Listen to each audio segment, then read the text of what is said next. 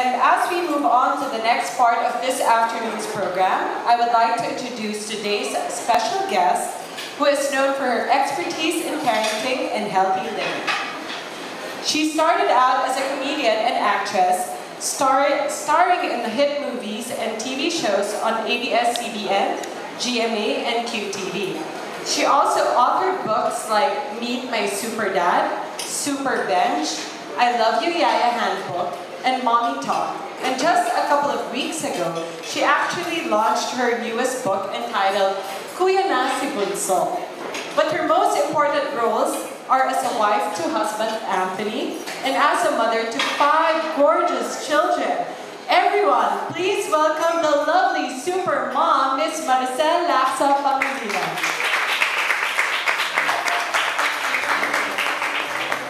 Thank you very much.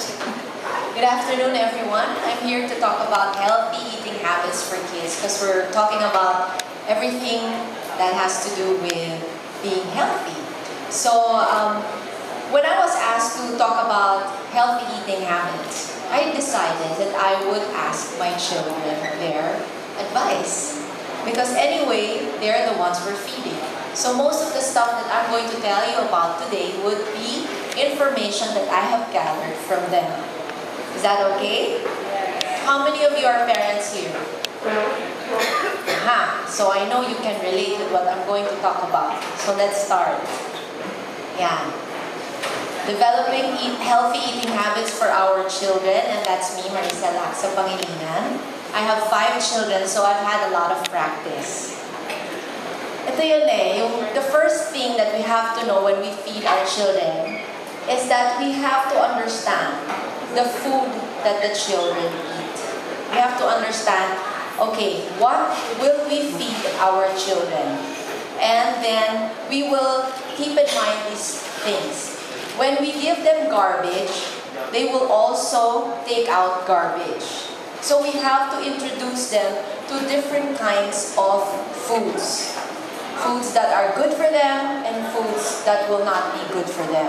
Because they have to understand that what is good for them will also be beneficial to their bodies. And what is not good for them will have side effects. For example, one of my children has allergies in certain kinds of foods. So we make sure that she keeps away from those certain kinds of foods because it will not affect her properly and she will not be able to function well. She has to understand what those foods are. She has to also feel that when she decides to go against what is something that we have agreed upon in terms of what's good and what's not good, she will just have to undergo and experience the consequences of her decisions. So we have to teach our children, okay, there's a direct consequence to our decisions. And sometimes the children are old enough to understand it, but there are many times where we have little children and they have no clue on what we're talking about, and they will just take it with a grain of salt. So what we have to do is start from just the basics. Introduce them to different kinds of foods and allow them to understand that there are certain things that are good for them and certain things that are bad for them. Okay? When you were a little kid, what was your favorite food? Cheetos. Cheetos. Very good. How old were you then? When I was like 15, so I'm not really a kid at that time. How about when you were like maybe 3 years old, naalala mo pa ba yung mga kinakain mo? Siguro hindi. Hindi na. Spaghetti siguro. Spaghetti. Ano yung sa spaghetti yung favorite mo na ingredient? Cheese. Cheese. So, there are certain kinds of cheese, di ba? And there are certain kinds of cheese that are okay for children and not so okay for children. But those are already going into the details of the ingredients of the food. But for the children kasi, sometimes it's appetizing for them because of the taste, sometimes it's because of how they look. So, don't be fooled by what you just see or taste. You have to understand. Garbage in, garbage out. Next. We have to tell them that there are different food groups that make us grow, and glow. So, ito natututunan nila to sa school. But we have to emphasize it when we're at home. So, Go foods, they need carbohydrates. Grow foods, they need protein. Glow foods, they need vegetables. How come it's so difficult for us to introduce vegetables to our children when it's gonna make them glow? Now, I'll tell you the secret later, okay? Next. There's a better way to introduce foods to kids kasi. That is the answer. And this is what my children shared with me. We were in the car one day and I said, guys, what do you think is the best way to introduce foods to children? Okay, they shared all their points and with so much enthusiasm, so much gusto. Because parang it was their way to finally be heard. Do you ever ask your children what they want to eat? Do you ask them? Yes? Okay, that's good. Do you ever introduce them to things properly so that they will be enticed to eat certain foods that are very good for them? No? Not really? Let's see. Ito yung mga top answers nila. What we need to know about our children and the food they eat. Okay? Number 1. Children have small tummies. So how come we give them big portions and then we tell them, eat everything on your plate? Diba? And then they look at it and say, oh my gosh, it's gonna take me centuries to finish this food. Then we tell them, you have to finish everything because there are many hungry children. Then they look at me and they say, then give it to the hungry children. So look, diba? They have small tummies. So we also have to understand that we cannot feed them a mountain full of rice and meat and veggies. And then Yaya will stay beside them until they finish everything on their plates.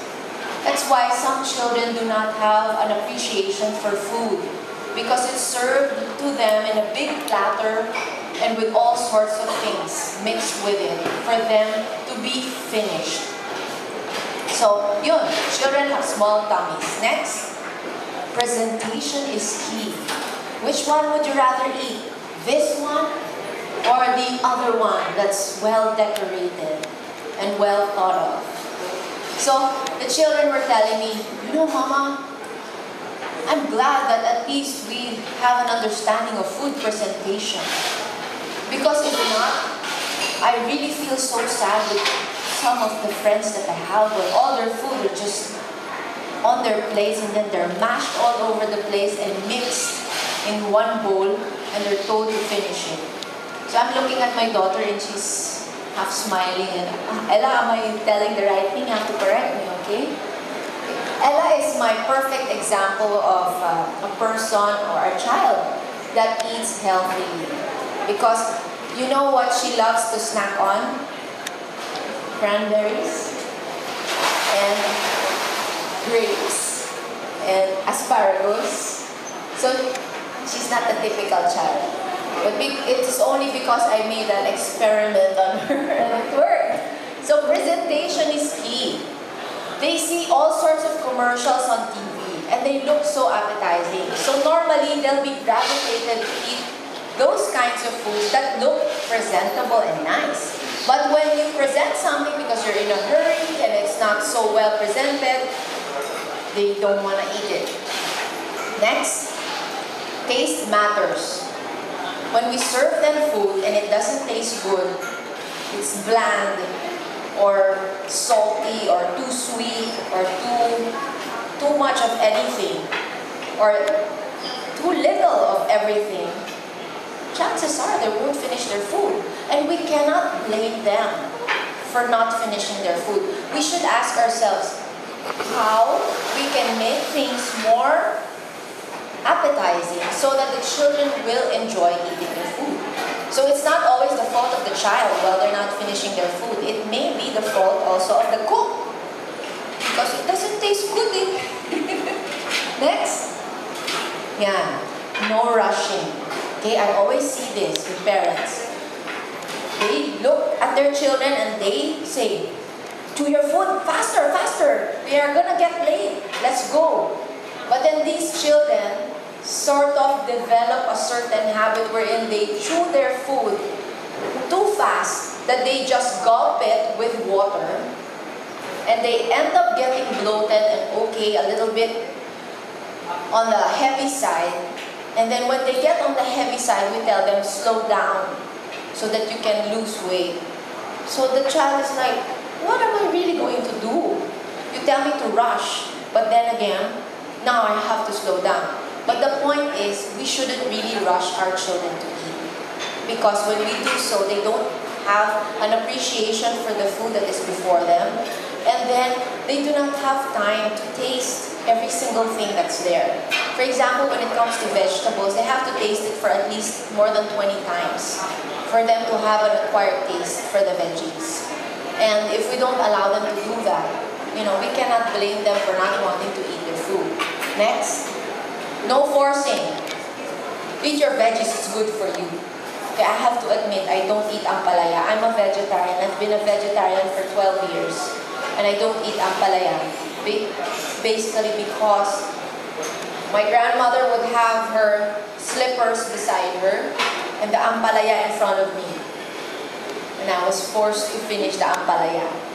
So I would finish it, and then later on, gulp my guava jelly, half a jar of guava jelly, and forget the taste. I never acquired the taste for ampalaya, and yet I'm a vegetarian because I was forced to eat.